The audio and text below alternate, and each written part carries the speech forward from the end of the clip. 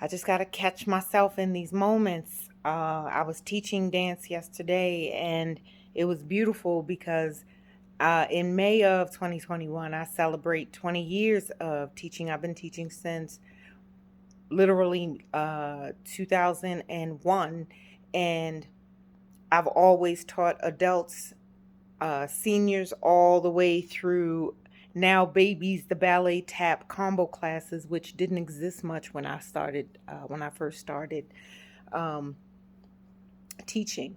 So there's been a change, there's been a shift in discipline and how to talk to the children, how to deal with the children, that I am blessed to have both sides. And I feel like very strongly about this because on a lot of accounts, a lot of people feel like, I'm wearing my friend's business shirt, by the way. um, on a lot of accounts, a lot of people feel like you should be buddying up to these children, and there's so much power that has been taken away from the adults. And I feel like people don't understand how important it is, uh, the urgency of life for the children. And therefore, we don't love them through it as teachers, and thereby it upsets us. It offends us. It puts us in a place of not being able to discipline them from our heart and from our love place, our love space. And I feel also being that I'm blessed because I'm a part of different generations. I am from a big family, and so I watched how my sister was with me, or how my mom was with me, my dad was with me, and how their discipline fell upon me, and whether it was good or the trauma that it caused. And now I see my friends who have kids, and I watch them discipline their kids, and how different it is, how they walk their children through their choices, how they, walk their kids through their emotions. And I see things, I'm just watching all the time people personal behavior. And um as a dancer, performing artist, we get paid basically to see details, and so I watch a lot of behavior. And what I've noticed, I was teaching dance yesterday, and I feel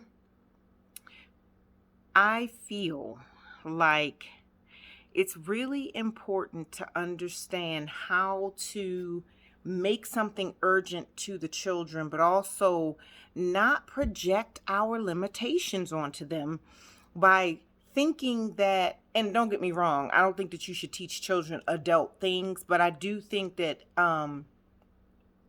there is a freedom to how open and receiving children are. And there is no limit really on how much kids can take in at any given amount of time. So when I come in to teach them dance, I also sub in the Clark County School District a lot, and will be soon going into the California School District. But yeah, when I am teaching them, I come in and I ask questions. They give me answers. I put together in my mind how the class is going to go based on how they respond. I lay down some rules, and I stand by those. And I am unapologetically stern. But we have so much fun that the kids they're so responsive to my way of holding them accountable, and my way of creating a standard for them that they don't call a standard. They kids, but I do not, and I let them know from jump, listen, I'm going to come for you. It's going to come from a place of love. I'm not going to accept less than 100%, and you're not going to give me less than that. Now let me show you how to give me 100%. I need you to pay attention. I need you to, and then sometimes when they getting out of order, I'm like, listen, I've been doing this for 20 years, longer than you've been alive, my sweetheart. I will repeat this until you're sick of it. because I'm not going to get sick of it. I've been repeating for 20 years. It's a muscle. And kids don't really always know what to do with me, because I come for that energy. Like, I got that energy. And so I'm saying I wanted to say this because it was just in my heart. Like, there's an urgency to being a disciplinarian. And I feel like it's gotten a bad rap, man. Everybody's so busy trying to make sure that the kids don't hurt. But the universe don't answer to that softness. It really doesn't. As a matter of fact, when they don't know how to protect their mental garden, the weeds come for them. And the only person that they have is you to blame for not keeping it 100 with them and making them into the warriors, knowing how and where to look for protection the way you were taught to look for protection. Because when I was coming up, we had a pledge of allegiance, whether you believed in that or not. We had the choice. We had prayer. We had discipline. We had, now, to the level that it was being done can be debated. But there was a stature that the children and that people came to have, because we had a structure that was undeniable. And in America, we have been falling behind in education for a long time now. But the education that really sits and that you remember, sometimes that mess hurt. Like, and the universe answers to when you live a structured life, when you're forming, opinions, and how you are being led to understand your emotional patterns. And, so when the kids it was a little boy, he got out of pocket, and he pushed a girl down, and the girl, her hip was hurting, and she was crying, and she said, he pushed me down and he jumped on me. And I, because a lot of them were getting out of pocket, but I'm a new teacher for them. And so they'll get it together. It's fine.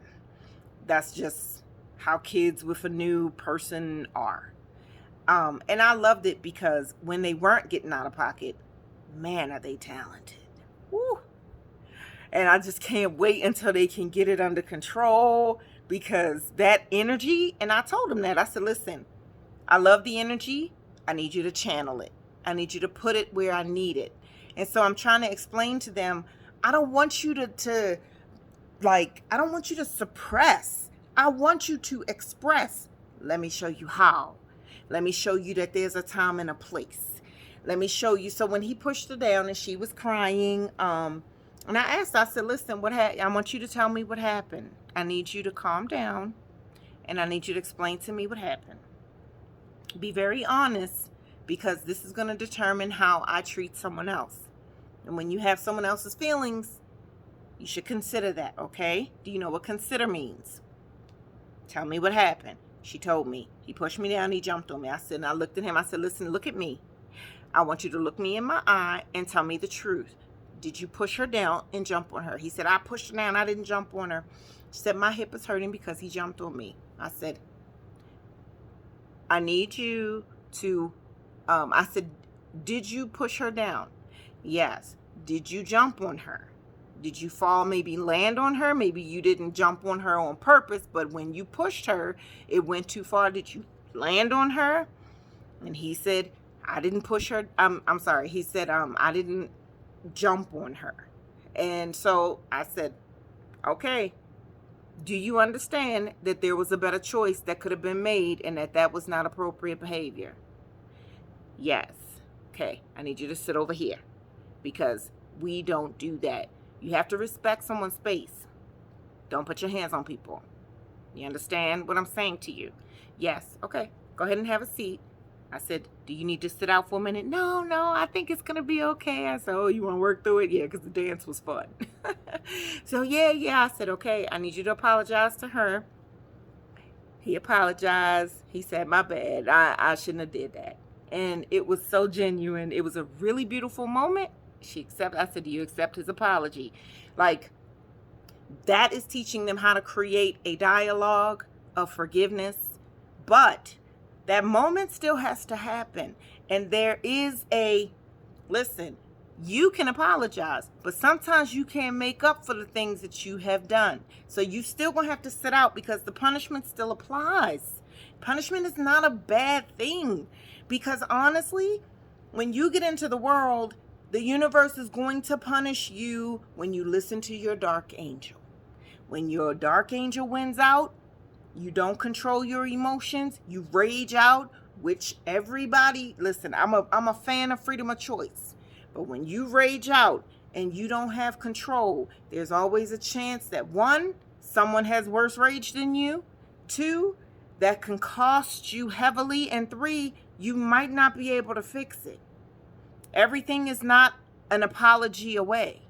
So these are truths, and urgent that our children know these things. And I just feel like discipline and punishment and things that actually will save your backside later on are being pulled out of the power of people who are putting themselves in danger trying to be your child's friends. And as an educator, I understand that I don't have to put my hands on no child. Oh man, I will harass them so beautifully. They want to do the right thing. But I also give them such a wonderful side of life that,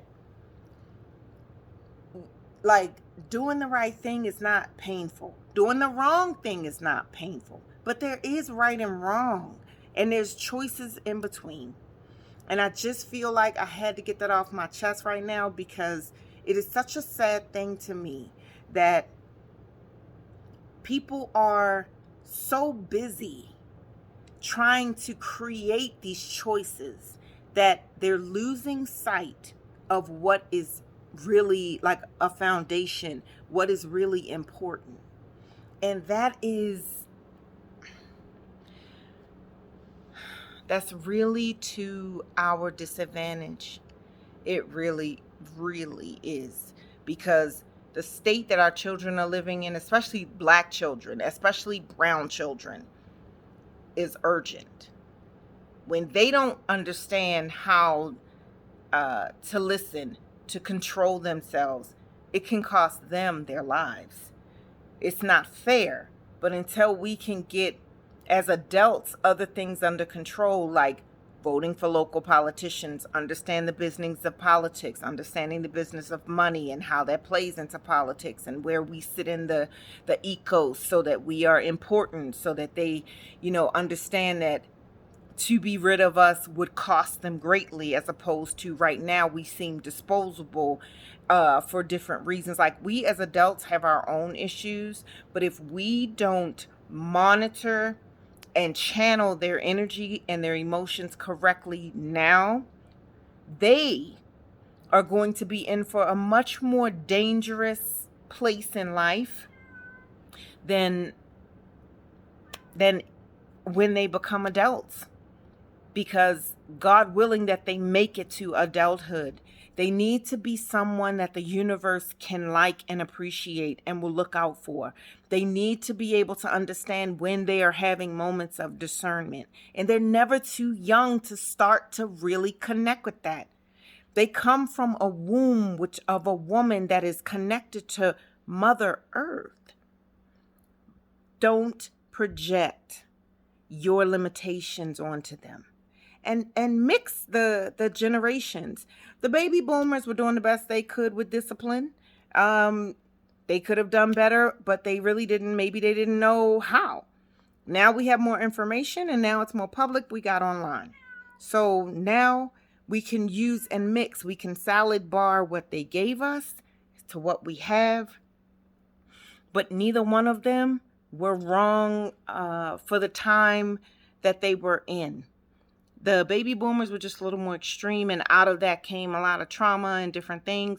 Those are adult issues, but I just wanted to jump on here and give an account of what I've seen. The success that I've had with kids has really had a baseline of, we love her because You know, that's Miss Corey. They know what they're going to get from me. My cat is letting me have it. Miss Fuss Fuss! Girl! Um, it's like they know what they're going to get with me. And they know they're going to have a great time. And they're going to come out and their dances or their grades or their talent is going to be at a level that is competitive. And that's the point, right? We want them to be better than us. So take what you learned, not just, books wise, but life wise, and get creative about letting them know how urgent and important, and they, not just that they are, because they are urgent and they are important. We're trying to save our children's lives at this point, but also how fun it is to be different, how wonderful it is to fail because you were trying, and that, but life is real.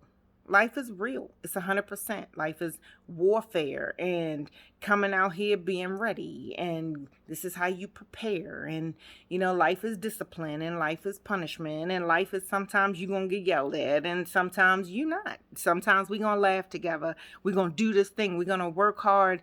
And sometimes, we're going to cry together or something is going to happen. Like, don't discount that kids aren't ready and project because maybe you're not ready. Sometimes there are child kings and child queens, and they have to figure it out, and they do. So that's my piece, and I'm sticking to it. Thanks for listening. I'm about to go murder this animal. I hope you know that that's a joke, because right. It's just that the other one is giving me the blues right now and she knows it. But this is my buddy too. He's staying in a bunch of mess. Oh, they so bad. They just get in a bunch. Don't look at me. Don't look at me. Yes. So that is my piece. I'm Soko, and thanks for listening. Come back and visit.